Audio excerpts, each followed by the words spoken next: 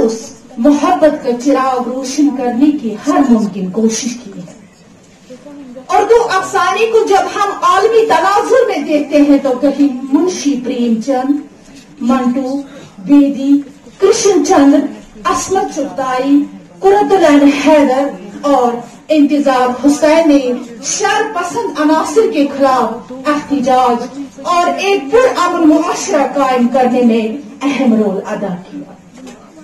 प्रेमचंद के अफसानों का मजमूई तासुर, फनी और फिक्री खुसूसियात और खूबियों के एतबार से उर्दू अदब में आला और अरफा हैसियत का मालिक है।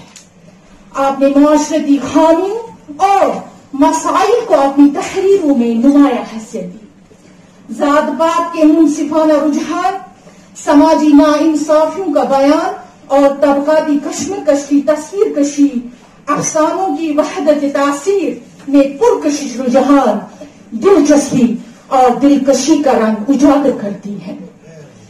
प्रेमचंद ने माशरती उलझनों और माशी बंधनों में झपटी, सिसकती और दम तोड़ती हुई इंसानियत की जान का और दर्दनाक तस्वीर पेश की है।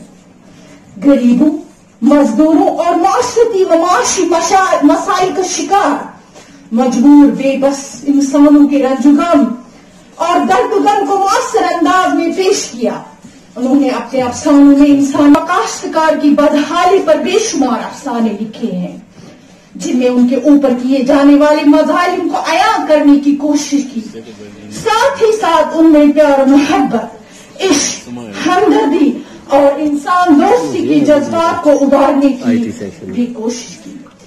इस ज़िम्न में इन सब का सबसे मशहूर अफसाना कफन काबिल तारीफ है, जिसमें उन्होंने एक पसमानदा तबके की कहानी बयान की है कि कारी पढ़कर उन किरदारों से नफरत नहीं बल्कि हमदर्दी करने लगता है और अपने समाज की अंदरूनी हालत से वाकिफ हो जाता है। प्रेमचंद के और भी कई अफसाने हैं जिनमें कौम के गरीब, मुफलिस, इस्तिसाल ज़दा अफराद और पसमानदा तबके से हमदर्दी और मोहब्बत करने का सबक मिलता है। उनके इस तरह के अफसानों में सवासीर, गेहूं, बूढ़ी काकी, नजात, डोबेल, पोस की रात वगैरह अहमियत की हामिल है। प्रेमचंद के अलावा और जितने भी अदीब हैं जिन्होंने अफसाने लिखे हैं, चाहे वो उनके हम असर हो या उनके बाद के, जिनमें सुदर्शन आजम, अली अब्बास हुसैनी, अख्तर औरेनी, कृष्णचंद्र, राजेंद्र सिजवादी वगैरह, उन्होंने भी अपने अफसानों में इंसान दोस्ती, प्यार और मोहब्बत का पैगाम दिया है। मशहूर अफसाना निगार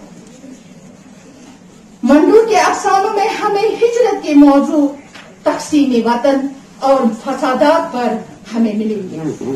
फिरकावाराना जिंदगी और मजहबी जुनून के मारे हुए लोगों को मजहबी रवादारी और इंसानियत नवाजी का सबक लेने वाला मंटू का अफसाना सुहाय उस अदबी रिवायत की एक मजबूत कड़ी है जो इंसान दोस्ती और फिरकावाराना हम आहंगी का जामिन रही है। ये कहानी मजहबी मुनाफरत और फसाद के मौजू के इर्द गिर्द घूमती है। इस कहानी का आगाज ही एहतराम इंसानियत की बेमिसाल, बेनजीर मिसाल पेश करते हैं। लोगों की फिक्र हकीकी शक्ल में जाहिर होती है जो इंसान दुश्मनी और मजहबी मुनाफरत फैलाने वालों को आईना दिखा रही है। खलूस मोहब्बत का चिराग रोशन करने की हर मुमकिन कोशिश की है। उर्दू अफसाने को जब हम आलमी तनाजुर में देखते हैं तो कहीं मुंशी प्रेमचंद, मंटू, बेदी, कृष्णचंद्र, असमत चुगताई, कुरतुल ऐन हैदर और इंतजार हुसैन ने शर पसंद अनासिर के खिलाफ एहतिजाज और एक पुरअमन मुआशरा कायम करने में अहम रोल अदा किया। प्रेमचंद के अफसानों का मजमूई तासुर, फनी और फिक्री खुसूसियात और खूबियों के एतबार से उर्दू अदब में आला और अरफा हैसियत का मालिक है। आपने माशरती खामियों और मसाइल को अपनी तहरीरों में नुमाया हैसियत दी। जात पात के मुनसिफाना रुझान, समाजी नाइंसाफियों का बयान और तबकाती कश्मकश की तस्वीर कशी अफसानों की वहदत तासीर में पुरकशिश रुझान, दिलचस्पी और दिलकशी का रंग उजागर करती है। प्रेमचंद ने मुआशरती उलझनों और माशी बंधनों में झपटी सिसकती और दम तोड़ती हुई इंसानियत की जान का और दर्दनाक तस्वीर पेश की है। गरीबों, मजदूरों और माशरती व माशी मसाइल का शिकार मजबूर बेबस इंसानों के रंजुगम और दर्दगम को मुअस्सर अंदाज में पेश किया। उन्होंने अपने अफसानों में इंसान काश्तकार की बदहाली पर बेशुमार अफसाने लिखे हैं, जिनमें उनके ऊपर किए जाने वाले मजालिम को अया करने की कोशिश की। साथ ही साथ उनमें प्यार, मोहब्बत, इश्क, हमदर्दी और इंसान दोस्ती के जज्बात को उभारने की भी कोशिश की। इस ज़िम्न में इन सब का सबसे मशहूर अफसाना कफन काबिल तारीफ है, जिसमें उन्होंने एक पसमानदा तबके की कहानी बयान की है कि कारी पढ़कर उन किरदारों से नफरत नहीं बल्कि हमदर्दी करने लगता है और अपने समाज की अंदरूनी हालत से वाकिफ हो जाता है। प्रेमचंद के और भी कई अफसाने हैं जिनमें कौम के गरीब, मुफलिस, इस्तिसाल ज़दा अफराद और पसमानदा तबके से हमदर्दी और मोहब्बत करने का सबक मिलता है। उनके इस तरह के अफसानों में सवासीर, गेहूं, बोरी काकी, नजात, डोबेल, पोस की रात वगैरह अहमियत की हामिल है। प्रेमचंद के अलावा और जितने भी अदीब हैं जिन्होंने अफसाने लिखे हैं, चाहे वो उनके हम असर हों या उनके बाद के, जिनमें सुदर्शन आजम, अली अब्बास हुसैनी, अख्तर औरेनी, कृष्ण चंद्र, राजेंद्र सुजबादी वगैरह, उन्होंने भी अपने अफसानों में इंसान दोस्ती, प्यार और मोहब्बत का पैगाम दिया है। मशहूर अफसाना निगार मंडू के अफसानों में हमें हिजरत के मौजू, तकसीम वतन और फसादात पर हमें मिलेगी। फिरकावाराना जिंदगी और मजहबी जुनून के मारे हुए लोगों को मजहबी रवादारी और इंसानियत नवाजी का सबब लेने वाला मंटू का अफसाना सुहाय उस अदबी रिवायत की एक मजबूत कड़ी है जो इंसान दोस्ती और फिरकावाराना हम आहंगी का जामिन रही है। ये कहानी मजहबी मुनाफरत और फसाद के मौजू के इर्द गिर्द घूमती है। इस कहानी का आगाज ही एहतराम इंसानियत की बेमिसाल, बेनजीर मिसाल पेश करते हैं। लोगों की फिक्र हकीकी शक्ल में जाहिर होती है जो इंसान दुश्मनी और मजहबी मुनाफरत फैलाने वालों को आईना दिखा रही है। गजल का दामन बहुत वसी हो चुका है। उर्दू गजल अपने रास्ते से कभी नहीं डगमगाई, बल्कि उसकी ताबनाकी से अदब का हर गोशा रोशन हुआ। उर्दू अदब में उर्दू गजल में इंसान दोस्ती, अदब बराए जिंदगी के दायरे में आता है। इस तसव्वुर के तहत उस अदब को परवान चढ़ाने की बात की जाती है जो जिंदगी के हवाले से उम्मीद अफजा, मकसद परवर और इफादत का हामिल हो। इसकी बेहतरीन तारीफ मजनू गोरखपुरी अब अदा कर सके। अब तक अदब जो कुछ भी रहा हो, लेकिन अब उसको यही होना चाहिए। अनकोट राकिब मजनू गोरखपुरी की इस नुक्ते नजर की तायद करता है कि अदब में मुतज़क्किरा बाला खुसूसियात मौजूद होने चाहिए, क्योंकि वही हमारे ज़ौक़ानगत और बरादरी वगैरह को भी उम्दगी के साथ उभारा गया है। हम सब जानते हैं कि कायनात की हर शय गजल का मौजू बन चुकी है। ये वो सिर्फ है जो आफाकी हुदूद की वसतों को लांघ चुकी है। इसलिए गजल का हमवक्ती असली हालात व वाक़यात, सियासी मसाइल, समाजी व मुआशरती शऊर नीज फिक्री और अखलाकी कदरों पर कारबंद होना लाजमी है। मादियत परस्त और कुनूतियत पसंद बन चुका है। वो अपनी जात में महसूस होकर ज्यादातर अपने मफाद का सोचता है। वो बुराई भलाई की तमीज भूल चुका है। तो बदल लेती है करवट शह पर, आदमी हूँ कभी हैवान भी हो जाता हूँ। शह पर उसूल। इस शेर में शायर का मकसद भी वाज़ेह है कि इंसान को जिस मकसद के लिए दुनिया में लाया गया है वो उन पर खरा उतरने से कासिर है, जबकि अपने मफाद, लालच और किब्र में वो भूल जाता है کہ آدمیت کے کچھ فرائض ہیں. بسا اوقات اسے آدمی سے حیوان بننے میں دیر نہیں کرتی. خواجہ میر درد یوں ہی نہ کہتے درد دل کے واسطے پیدا کیا انسان کو ورنہ تاج کے لیے کچھ کم نہ تھے کروبیاں. اردو غزل میں ایسے اشعار بکثرت ملتے ہیں جن میں شاعروں نے درد دل، محبت، سکھ چین، بھائی چارے، رواداری، میل جول اور باہمی اتحاد و اتفاق کی بات کی ہے. اس ضمن میں 2 شعر ملاحظہ کریں. درد دل کو جگا لیا میں نے، سر اسی سے ملا لیا میں نے، مرغوب اسد فاطمی. جہاں سکھ چین ہو میں ایک ایسا، جہاں سکھ چین ہو میں ایک ایسا، بڑا سا کائناتی گھر بناؤں. احمد سوز. ہمارے بزرگ اور نوجوان شعراء اس امر سے بخوبی باخبر ہیں کہ انسان دوستی انسانیت سو معاملہ جس طرح بھی دیکھے بس کربلا ہی کربلا. اہل حق کے واسطے ایک بوند بھی پانی نہیں، اہل حق کے واسطے ایک بوند بھی پانی نہیں. غزن پر مندرجہ بالا نمونہ کلام سے جہاں قاری ایک طرف سیاسی رمز و ایمائیت، تشبیہ و استعاروں، تلمیح اور تخلیقی اظہار کی قوتوں سے بآسانی آشکار ہو جاتا ہے، تو وہیں دوسری طرف شاعر دنیا کے لیے ایک پیغام رسا کے تو بطور بھی اپنا فریضہ انجام دیتا ہے. جب ہم جدید غزل کا مطالعہ کرتے ہیں تو محسوس ہوتا ہے کہ ہمارے درمیان موجود بعض شعراء شعری تجربات و انفرادی اظہار اور لفظوں کے رکھ رکھاوی پر زیادہ زور دیتے نظر آتے ہیں، جبکہ شعر کا حسن شاعر کے مشاہدے، اس کے خیال اور موضوع کی بوقلمونی کا بھی تقاضا کرتا ہے، کیونکہ ہم زندگی کے نشیب و فراز سے تہی دامن نہیں ہو سکتے. کشمیر کے ممتاز شاعر رفیق راز کا شعر سماعت کریں. یہ زمین جس کی ہے وہ اسے غرق ہی نہ کر دے، یہ زمین جس کی ہے وہ اسے غرق ہی نہ کر دے، یہ پیام آ رہے ہیں مجھے کالے بادلوں سے. رفیق راز. دراصل دنیاوی عدم مساوات، نفرتیں، عداوتیں، رنجشیں، بغض و عناد، تکبر و غرور، مفاد و ضرر وغیرہ شاعر کو یہ کہنے پر مجبور کر رہا ہے کہ اندیشہ ہے کہ یہ زمین غرق نہ ہو، جس کی پیشن گوئی بقول شاعر کالے بادل دے رہے ہیں. بشیر بدر کہتے ہیں کہ محبت میں دکھاوا نہیں ہونا چاہیے. ان کا شعر ہے، محبتوں میں دکھاوے کی دوستی نہ ملا، محبتوں میں دکھاوے کی دوستی نہ ملا، اگر گلے نہیں ملتا تو ہاتھ بھی نہ ملا. بشیر بدر. یہ دیکھیں ایک انسان میں انسان تلاش کرنے، انسان کے علاوہ انسانیت کی علم کو بلند کرنے اور صداقت کی ترسیل کے لیے شاعر کیا پیغام دیتے ہیں. ملاحظہ ہو، انسان کو انسان میں انسان ملے ہر بار، صدیوں سے ہم ایک ایسا جہان ڈھونڈ رہے ہیں. زاہد ابرور.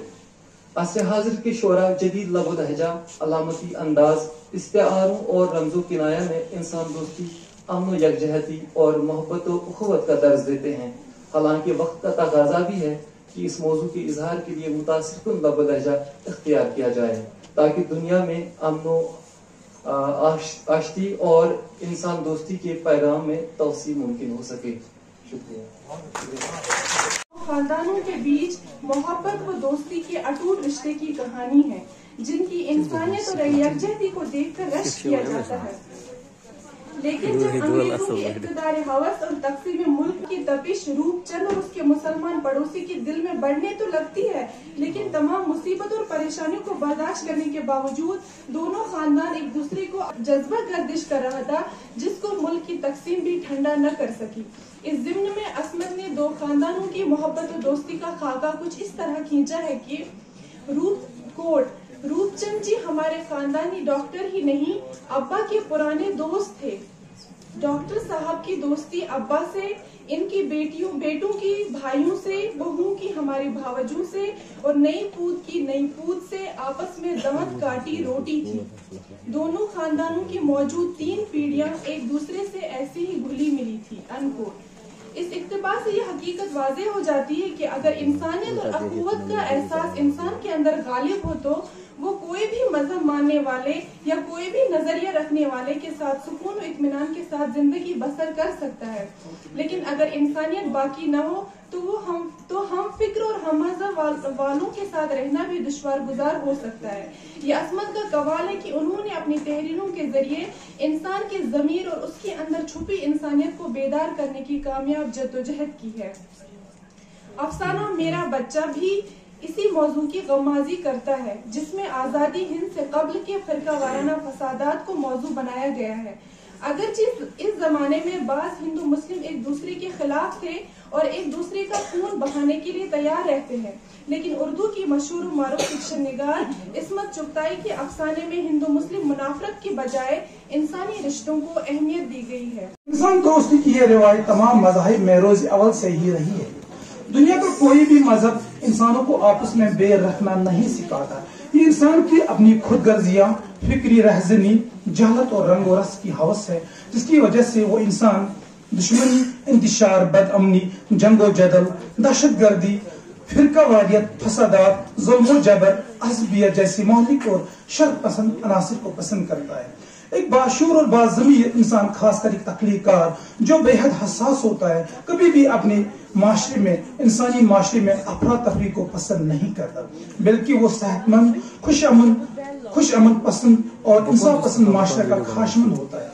इतना ही नहीं बल्कि वो बैन अक़वामी और आलमी सतह पर भी इसका प्रचार करना चाहता है, ताकि आलमगीर सतह पर शर्त पसंद अनासिर की बेहतनी हो और पूरी दुनिया में अमन और आशिकी और प्यार और मोहब्बत का मस्कन बन जाए।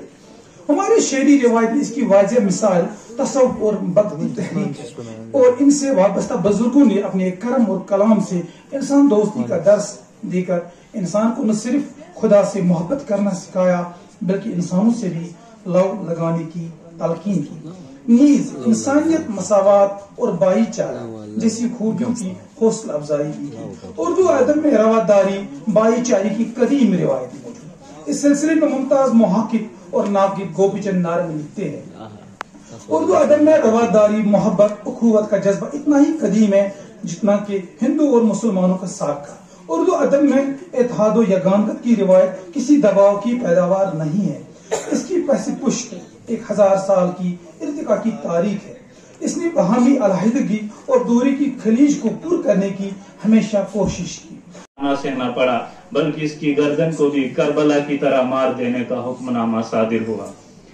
लेकिन मोहब्बत की अमीन गजल ने सर कटाने के खौफ से किसी के हाथ बैत नहीं की। यही वजह है कि अभी तक गजल ने किसी खातिर का नई तर्ज को कबूल नहीं किया है। जिद्दत तराजी अपनी जगह हयत क्लासिकी है। अलबत्ता इस अलगार से गजल पर जमूद का दौर तारी हुआ। इस दौर में पहले शाद, अजीम आबादी और फिर हसरत, फानी, जिगर, असगर, फिराक वगैरह ऐसे शुरा हैं जिन्होंने गजल को उस दौर में संभाला। इन शुरा की अपनी अपनी इनफरादियत और पहचान है, लेकिन मोहब्बत का पैगाम सभी के यहाँ एक मुश्तरका वस्फ है। यहाँ मिसाल के लिए सिर्फ एक शेर पढ़ता हूँ, बाकी मैं छोड़ रहा हूँ। फिराक का शेर है, इसी खंडर में कहीं कुछ दिए हैं टूटे हुए, इसी खंडर में कहीं कुछ दिए हैं टूटे हुए, इन्हीं से काम चला लो बड़ी उदास है रात। अगरचे आजादी के बाद का दौर गजल के लिए निशाते सानिया साबित हुआ। आजादी के बाद का दौर गजल के लिए निशाते सानिया साबित हुआ और एक से बढ़कर एक सितारा गजल के उफक पर नमूदार होने लगा। गुरु, बालू और बिंदिया जैसे अफराद पर मजालिम ढाने से ही इत्मीनान हासिल होता है। इस नॉवल में भी अकादी तफरीक की बुनियाद पर इंसानी मोहब्बत और एहतराम भूल जाते हैं। यहाँ ये बात भी काबिल गौर है कि कहाँ इंसान दोस्ती का तस्वुर जो हर तरह की तफरीक और इंतशार को खत्म कर देता है और जिसके तहत इंसान को मजहरी खुदा तस्लीम करके इंसान की अजमत का एतराफ किया जाता है, और कहाँ ब्रह्मशाही निजाम की इंसान दुश्मनी का तस्वुर जहाँ इंसान को कीड़े मकोड़ों की तरह पैरों तले रौंदा जाता है और माथे पर शिकन तक नहीं आती। यहाँ नावल निगाह ने इंसान दोस्ती के पेश नजर ब्रह्मशाही निजाम की तबकाती और मजहबी नाहमवालियों को मौजू बनाया है। मखसूस माशरे में इंसान के हाथों दूसरे इंसान के इस्तेहसाल और जबर जुल्म रवा रखने की रसूमात और तवक्कुमात पर अपना रद्दअमल जाहिर करते हुए इस बात का सबूत फराहम किया है कि अदब का एक मकसद آفاقی انسانی قدروں کو فروغ دے کر انسانی عظمت کی قدر قیمت کا تعین کرنا بھی ہے۔ دوسرے زاویے سے اگر دیکھا جائے تو ناول نگار نے ان پہلوؤں کی طرف بھی نشاندہی کی ہے جس سے انسانی اقدار اور انسانی شرف و عظمت و فضیلت کی بازیافت ہوتی ہے، یا یوں کہہ لیجیے کہ ناول نگار نے برہمن شاہی نظام کا ایک ایسا رخ بھی دکھایا ہے جو محض انسان دوستی اور انسانی وقار کا زائدہ ہو سکتا ہے۔ زیر مطالعہ ناول سے ناول نگار کے تصور انسان دوستی اور مذہبی و طبقاتی تفرقات سے اوپر اٹھ کر انسانی وقار اور عظمت کی بحالی کی واضح کوششوں کا احساس ہوتا ہے۔ سوال سے کرنا چاہوں گا کہ کیا دنیا کی کوئی ادبی روایت انسان دشمن بھی ہو سکتی ہے؟ انسان دوست کے گہرے احساس کے بغیر اپنے حقیقی منصب کی ادائیگی کر سکتا ہے؟ ادب کی جو بھی تعریفیں رہی ہیں، لیکن بہرحال ہمیں اس بات کو تسلیم کرنا ہی پڑتا ہے کہ ادب اعلیٰ انسانی اقدار کا ترجمان ہوتا ہے، اور انسانی اقدار کا تحفظ انسان دوستی کے تصور کے بغیر ناممکن ہے۔ ادب مستحکم کرنے کی بھرپور کوشش کی ہے۔ علاوہ ازیں ادب نے ان تمام فکری رویوں کو بھی ضرورت پڑنے پر رد کر دیا جو انسان دوستی کو ایک مستحکم ادبی ذخیرے پر ٹھہرتی ہے، جو انسان دوستی کی اعلیٰ قدروں کا بین ثبوت فراہم کرتا ہے۔ اس سلسلے کی ایک کڑی غضنفر کا ناول دیویہ بانی بھی ہے، جس میں دلت طبقے پر برہمن شاہی نظام کے استحصال اور طبقاتی و مذہبی تفریق کو موضوع بنایا گیا ہے۔ لیکن اس ناول میں بالغ کا کردار سب کے پسندیدہ شاعر، بہت خوبصورت مقالہ تھا۔ آخر پر میں یہ آپ سے بات کہتی چلو، عابد صاحب کا مقالہ ہوگا اس کے بعد ڈاکٹر عابد کا، لیکن یہ کہتی چلوں کہ یہاں کے جو شعبہ اردو سے وابستہ جو صدر رہے ہیں یہ ہے یوسف صاحب، اور بھی لوگ جو شعبے سے وابستہ ہیں انہوں نے بھی اپنے مقالے لکھے تھے، لیکن ان کا یہ کہنا ہے کہ وقت کی تنگ دامنی کی وجہ سے ہم نے ان کو مقالہ پڑھنے کے لیے نہیں بلکہ مقالہ پڑھنے کی دعوت دی، تو وہ سارا وقت بھی ہم نے ان کا لیا ہے، اس کے لیے بھی ہم سب ان کے مشکور ہیں۔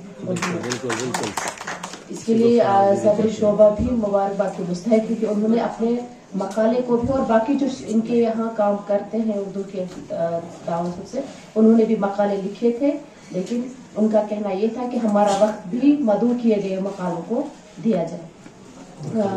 آخر میں ڈاکٹر عابد صاحب سے میری گزارش ہے کہ وہ اپنا مقالہ یہاں پیش کرے۔ اب آخر ہے تو اگر مختصر ہی ہو تو بہتر ہے، اور اگر طویل بھی ہو جائے تو بھی فرق آ جائے۔ انجام دیے۔ ان کی شہرت کا اصل وجہ ان کا ناول پیر کامل ہے۔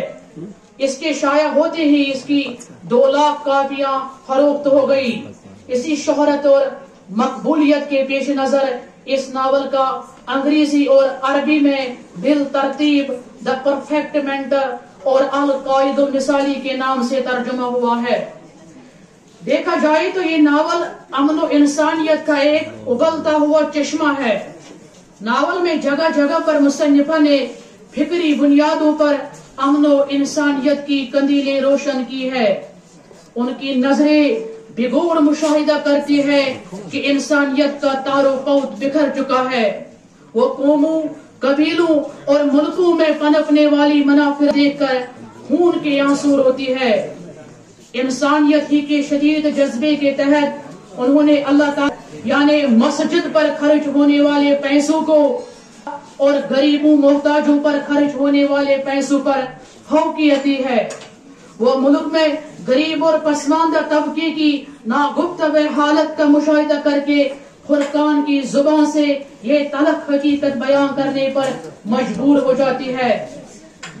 ملک کے 10-15 اور دوسرا مشہور شعر، میر درد دل کے واسطے پیدا کیا انسان کو، ورنہ تاب کے لیے کچھ کم نہ تھے کروڑیاں۔ ایک دن میں نے پوچھا آپ کیوں یہ 2 شعر جو ہیں کوٹ کرتے رہتے ہیں؟ کہا کہ یہ پڑھ کر ہی میرے ذہن میں اس وقت یہ خیال آیا تھا کہ ریٹائر ہونے کے بعد میں کوئی سوشل ورک کروں گا۔ اب دیکھیں ان 2 اشعار کی وجہ سے میرے خیال سے 400-500 لڑکیاں جو وہاں سے فارغ تحصیل ہیں انہوں نے پڑھا بھی وہاں سے، اور ان کی شادی بھی ہو چکی ہے۔ اور اسے کہتے ہیں کہ اگر ہم ادب کو صحیح معنوں میں سماج کا حصہ سمجھے تو ادب ہمیں کیا دیتا ہے، ہماری سوچ پر کیا اثر ڈالتا ہے۔ کئی اور مثالیں بھی ہو سکتی ہیں، ایسی بات نہیں ہے، یہ تو میں نے ضمن کہا کہ اس حوالے سے اب دیکھیں ادب میں ترقی پسند تحریک کی بات کریں تو ان کا مینیفیسٹو کیا تھا؟ سر سید تحریک کا کیا تھا؟ اصلاحی ادب. اگر وہ نہیں ہوتا میرے خیال سے یہ جو مولانا الطاف حسین حوالی مصیبت کا احوال ایک ایک سے کہنا مصیبت سے ہے یہ مصیبت زیادہ فرشتے سے بڑھ کر ہے انسان بننا مگر اس میں لگتی ہے محنت زیادہ. مقصدی ادب ہے اصلاحی ادب ہے امن کا پیغام ہے. تو یہاں پر میں اب یہ جو مقالہ پڑھے گئے تو خوبصورت مقالہ تھے. جب میں یہاں پر آ گیا تو اویس صاحب ڈاکٹر اویس احمد تو ان کا میں نے آدھا ہی سنا تو جتنا سنا تو اچھا لگا کیونکہ وہ موضوع کے مطابق چل رہے تھے. تو پھر شمس الدین ملک صاحب اردو غزل میں پیام محبت تو نصف مقالہ جو تھا وہ تمہیدی تھا تو اس سے کچھ خاص اثر نہیں پڑا لیکن اس کے بعد اپنے موضوع پر وہ اچھے طریقے سے آ گئے. تو ڈاکٹر محمد اقبال نمائندہ اردو شعرا کے کلام میں امن دوستی تو جیسا جیسا انہوں نے اس پر روشنی ڈالی تو ٹھیک طرح سے خصوصاً نفس موضوع کے مطابق وہ سیدھے وہاں پر ٹچ کر رہے تھے ان چیزوں کو. ڈاکٹر رخسانہ رحیم صاحبہ اردو افسانہ میں انسان دوستی کا پیغام تو انہوں نے بھی منتخب افسانوں اور اقتباس اور خصوصاً کا لہجہ بھی اچھا تھا اس طریقے سے یہ اس کو سمیٹا. ڈاکٹر عابد ابراہیم کلام رومی میں انسان دوستی تو میں سمجھتا ہوں طویل تمہید تھی اس مقالے کی.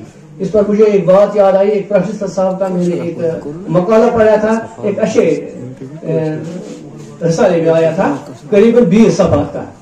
پھر انہوں نے فون پر بتایا کہ ڈاکٹر صاحب پسند آیا مقالہ. میں نے کہا ٹھیک ہے اچھا ہے. کہا نہیں کتنا پسند آیا. میں نے کہا کہ 10 اس میں 50% میں ریجیکٹ کرتا ہوں 50 ٹھیک ہے. کہا کیوں؟ موضوع کچھ اور ہے اور کچھ اور بتا رہے ہیں. پہلے اگر کشمیر کے فطری مناظر پر لکھنا ہوگا تو ڈائریکٹ کیوں نہیں ہم لکھیں گے؟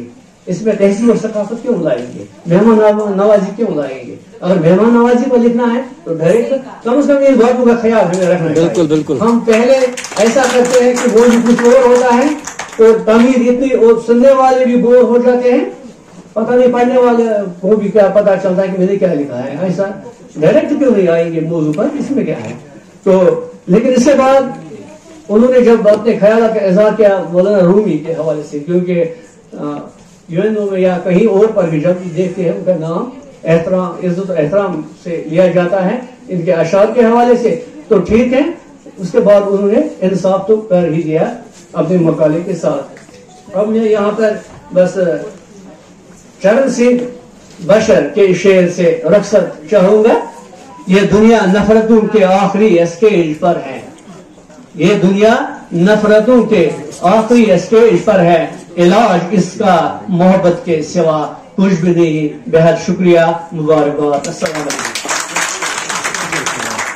حضرات اور عزیز طالبات یہ پہلا موقع ہے کہ جب صرف طالبات کہہ رہا ہوں ورنہ طالبہ و طالبات ہمیشہ زبان چل رہا ہے. یہ بہت خوشی کی بات ہے کہ طالبات جو کہ جن کے حوالے سے بہت ساری فضیلتیں آئی ہیں ان کے درمیان گفتگو کر رہے ہیں. بہت میں خوش ہوں اس اعتبار سے کہ جب مجھے دعوت ملی تھی تو ڈاکٹر یوسف وانی صاحب نے کہا کہ سر آپ 1 دن رکیں گے اگر 2 دن رکیں تو زیادہ اچھا لگتا. میں نے کہا بالکل میں 2 دن اس لیے رکوں گا کہ میں نئی نسل کے اساتذہ کو اور نئی نسل کے اسکالر کو سننا چاہتا ہوں. اور کیوں سننا چاہتا ہوں یہ وجہ بھی بتائی تھی اور وجہ میں آپ کو بتا دوں. میں نے یہ کہا تھا سننا اس لیے چاہتا ہوں کہ مستقبل کے ضامن یہی ہے مستقبل کی زبان یہی ہے. ایک دوسرا یہ کہ ان کے کانوں پہ جو وراثت ہے اس کو یہ کس طرح سے سنبھال رہے ہیں.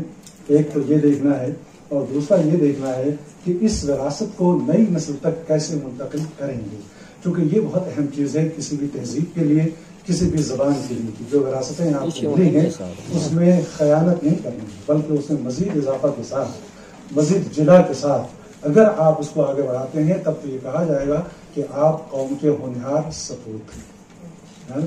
میں نے کل سے کچھ ہندی لفظ سنے یا تو میں متعجب بھی ہوا حیرت بھی ہوئی اور خوشی بھی ہوئی چونکہ جتنے الفاظ آپ کو آئے جتنی زبانوں کے آئے وہ ظاہر ہے کہ خزینہ ہے تو آپ ان خزینوں کو اپنے دامن میں سمیٹیں گے تو یہ سپورٹ کا لفظ میں استعمال کیا، ہونہار وہی ہیں اور انہی پر اعتماد کیا جانا چاہیے، انہی پر قوم فخر کرے گی۔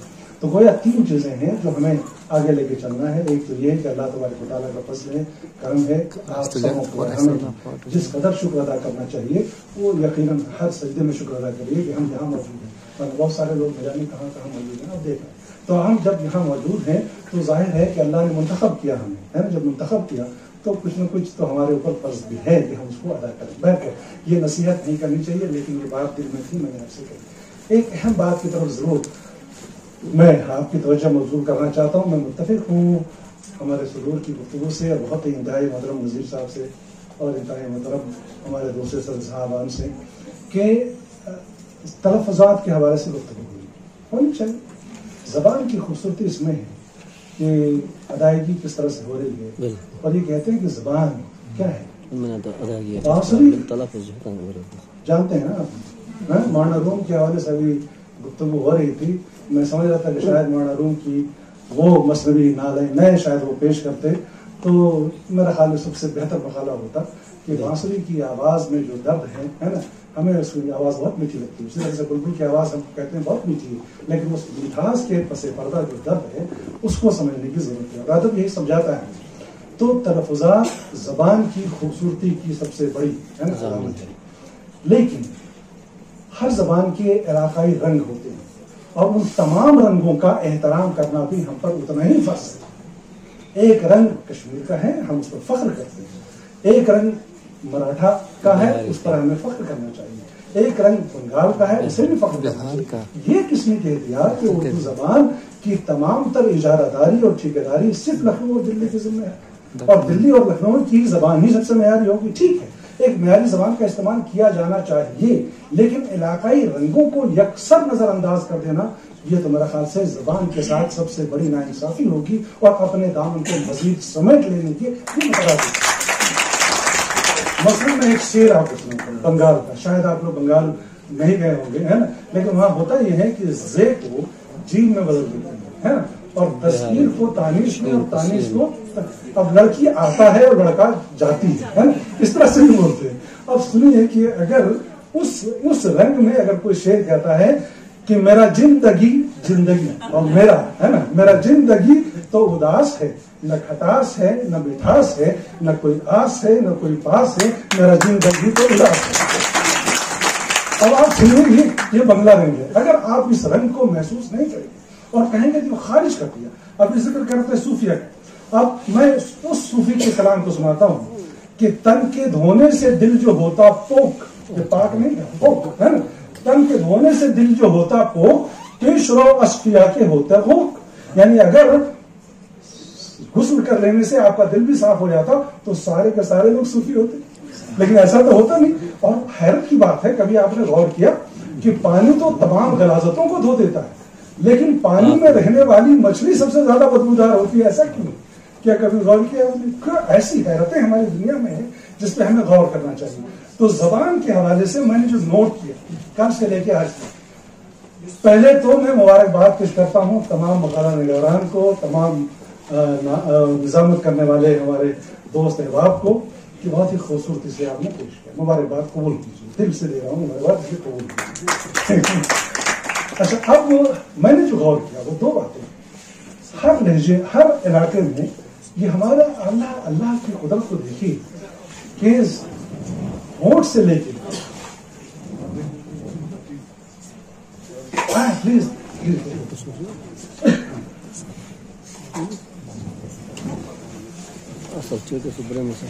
ہونٹ سے لے کے یہ حالت تک جہاں سے ہم لفظوں کو ادا کرتے ہیں، اور غور کریں کہ ہر زبان میں حرف کیا ہے، حرف کیا آواز ہے نا، اور انہی آوازوں کے مجموعے سے ہم لفظ بناتے ہیں اور انہی بامانہ لفظوں کو ہم زبان میں شامل کرتے ہیں۔ تو ہر زبان میں حروف کی تعداد الگ الگ ہے، لیکن مخارج ایک ہے نا۔ ہر دنیا کی ہر کونے میں چلے جائیے، ہونٹ سے لے کے حلق تک تو سبوں کے پاس ہے یا نہیں، لیکن اس کو ادا تو ہر آدمی طرح سے کرتا ہے۔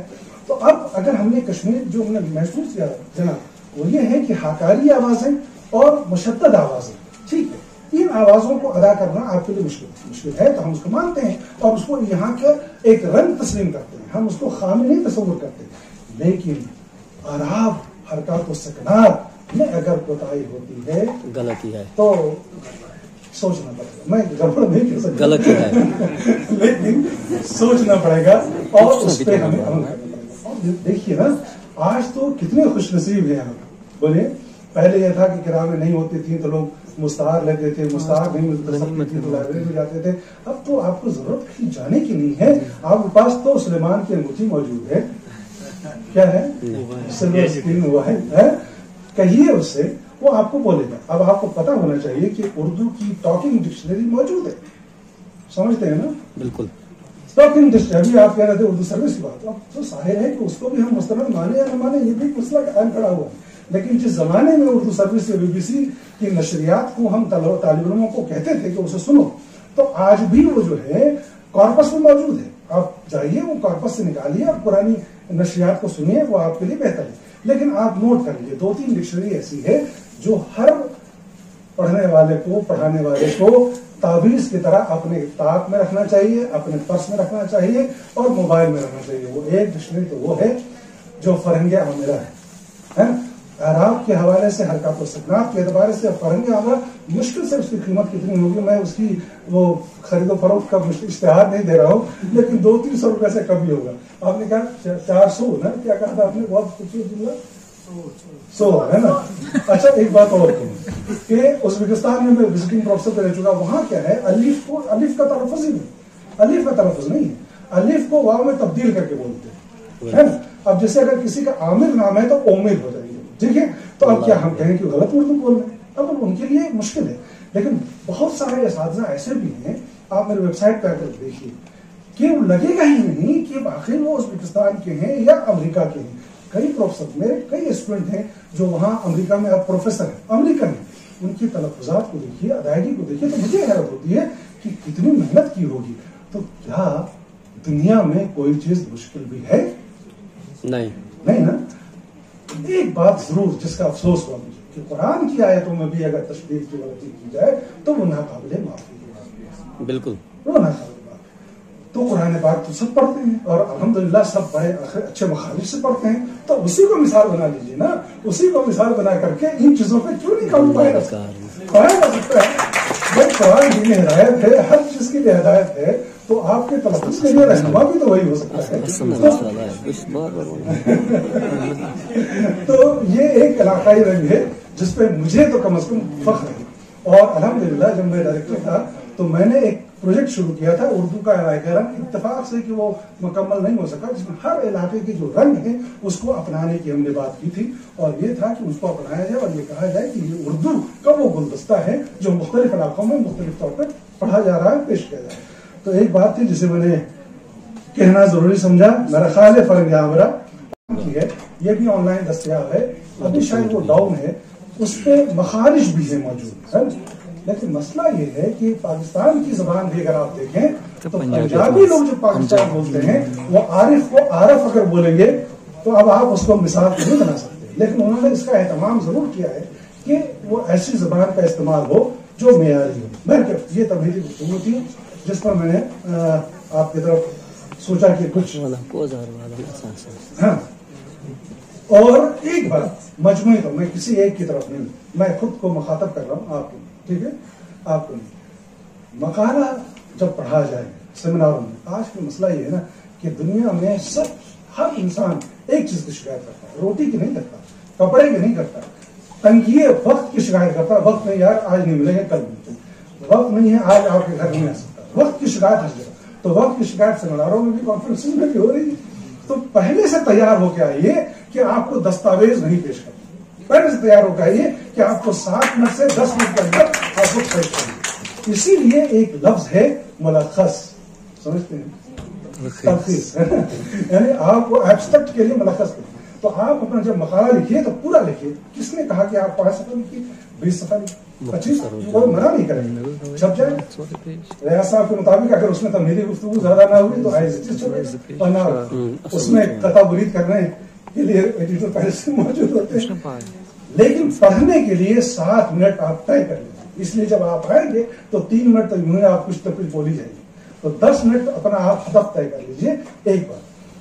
دوسری بات کہ جب مقالہ پڑھنے کے لیے آئیں تو اس کو بار بار یقین مانیے کہ میں ہے نا عمر کی اس منزل میں ہوں، یہ نہیں کہتا ہوں علم کی اس منزل میں ہوں، عمر کی اس منزل میں ہوں، یہاں تک پڑھنے پڑھانے کا تجربہ ہو گیا. میں بھی جب جاتا ہوں کہیں مقالہ پڑھنے کے لیے تو کم از کم ایسے الفاظ ایسے محاورے جہاں اشتباہ کی صورت نکل سکتی ہے تو باضابطہ اہتمام کر لیتا ہوں اپنے مقالے میں کہ کہاں زیر زبر ڈال دیا جائے نہیں ڈال دیا جائے، خط کشیدہ کر لیتا ہوں. بہت سارے آج کل دیکھیے نا مقالہ اسٹائل شیٹ ہوتا ہے مقالے کا، پڑھنا چاہیے آپ کو، انٹرپریٹ تو چاہیے کہ how to write the research paper ہے نا، کس طرح سے پریزنٹ کرنا ہے، تو اس کو کہتے ہیں اسٹائل شیٹ ہے نا. اس اسٹائل شیٹ کو ملوز رکھیں. نمبر 1 ہدایت نہیں کر رہا ہوں، نصیحت نہیں کر رہا ہوں، اپنے آپ سے کہہ رہا ہوں. نمبر 2 کہ جب آپ آئیں تو ٹو دا پوائنٹ گفتگو کریے نا، ٹو دا پوائنٹ. ٹھیک ہے ہم سب جانتے ہیں قرآن حدیث اور صوفیاء کرام کے اقوال یقیناً ایسے ہیں جس پر ہمیں عقیدہ ہے، ایمان ہے، وہی تو ہمارا ایمان کا حصہ ہے. لیکن کس نے کہا کہ آپ آ کر کے یہاں نصیحت دیجیے؟ اگر نصیحت کا شوق ہے تو مسجدوں میں اور مندروں میں چل جائیں گے. تو بہت سارے مقالے میں نے کل سے آج تک ایسے سنے کہ مقالے کا عنوان کچھ تھا لیکن نصیحتیں قرآن و حدیث کی آپ کر رہے تھے. یہ نہیں، انسان دوستی کو اس لذت کو بہت دنوں کے بعد ہی پہچانا. تو فرشتے اور انسان میں بنیادی فرق یہ ہے کہ فرشتے یقیناً کوئی گناہ ان سے سرزد ہو ہی نہیں سکتا، اس معاملے میں بہت افضل ہے. لیکن انسان جو گناہوں کا پتلا ہے اسے اشرف المخلوقات کہا گیا. لیکن ایک خوبی اس کے اندر دی گئی، اور وہ خوبی کیا ہے؟ وہ خوبی ہے محبت کی، اور وہ خوبی ہے اس لذت کی جو انسانی لذت کا نام دیا جاتا ہے، جسے ذوق جمال کہہ سکتے ہیں. بہت خوبصورت مقالہ تھا. تو دیگر حوالوں سے اگر گریز کریں تو میرا خیال سے یہ مقالچے کی اس طرح جو انہوں نے، چونکہ افسانچے وہ لکھتے ہیں، تو مقالچے کی جو اس طرح آپ نے وضع کی ہے اس کے لیے وہ ہمارے بات. لیکن میرا خیال اس کو بہت زیادہ استعمال کرنے کی ضرورت نہیں. سجاد احمد لون صاحب نے امن و محبت کے نقیب فیض احمد فیض اور ان کی رجائیت کے حوالے سے بات کی. آپ نے بھی کمیونسٹ پارٹی اور ان کی اس کے حوالے سے تمیزی گفتگو زیادہ کر لی، چونکہ بہت کم تھا، ضروری ہے. لیکن میرا خیال ہے جب پڑھنے آئے تو ان چیزوں کو چھوڑ. اور فیض کی شاعری میں کئی چیزیں، پہلا شاعر ہے جس نے اردو کو ایک نیا لب و لہجہ دیا. اچھا ایک بات اپنے ذہن سے نکال دی، ایک سوال میں پوچھوں آپ سے اگر اجازت ہو؟ اجازت ہے. اردو کو کہتے ہیں اردو کس کی زبان ہے؟ اردو کس کی زبان ہے؟ محبت کی زبان. یہی کہتے ہیں ہر آدمی کہتا ہے اردو کیا ہے؟ محبت کی زبان. لیکن یہ کہہ کر کے آپ جو ہے اپنی اردو کو کمتر آنک رہے ہیں. کیا کہہ رہے ہیں؟ اب ہر آدمی کو سنیے، لکھا ہوا پڑھیے. جب لکھا ہوا پڑھیے تو ہر پکی روشنائی پر اعتبار نہ کریے. پکی روشنائی مطلب ہر چھپی ہوئی چیز پر اعتبار نہیں کریے. ضرورت ہے کہ شک کی نگاہ سے دیکھیے تب سچائی تک آپ پہنچ سکتے. تو اگر آپ یہ کہتے ہیں کہ اردو محبت کی زبان ہے، اس کا مطلب اردو کو آپ کم کر رہے ہیں. یہ کہیے کہ اردو انقلاب کی بھی زبان ہے، محبت کی بھی زبان ہے اور انقلاب کی زبان ہے. ایسا نہیں ہے کہ صرف محبت ہی محبت، بلکہ جب ضرورت پڑی کہ احتجاج اور انقلاب میں سب سے بڑھ چڑھ کر کا حصہ لینے والی زبان اگر کوئی ہے تو یہ اردو ہے. تو فیض پر گفتگو کرتے ہوئے ان کے کئی زاویے ہیں، کئی پہلو ہیں، ان چیزوں پر بھی گفتگو تشنا رہی. لیکن حیثیت مجموعی بہت اچھا پڑھا. مقام فیض کوئی راہ میں جچاہی نہیں، جو کنویں یار سے نکلے تو سوئے دار چلے. جو کنویں یار اور سوئے دار کا جو سفر ہے یہ سمجھنے کی ضرورت ہے. ہوتا کیا ہے، شعر کے ساتھ المیہ ہے کہ جو شعر بہت مشہور ہو گیا اس کا معنی کھو جاتا ہے، اس کا معنی ہی کھو جاتا ہے. تو جو کنویں یار سے نکلے اور سوئے دار تک جو چلنے کا سفر ہے، اس میں جو مانوی جہاد ہے یہ دراصل فیض کا کمال ہے. اور یہ دراصل فیض نے شاعری کو نئی اصطلاح بھی دی اور نئی تمام چیزیں دی.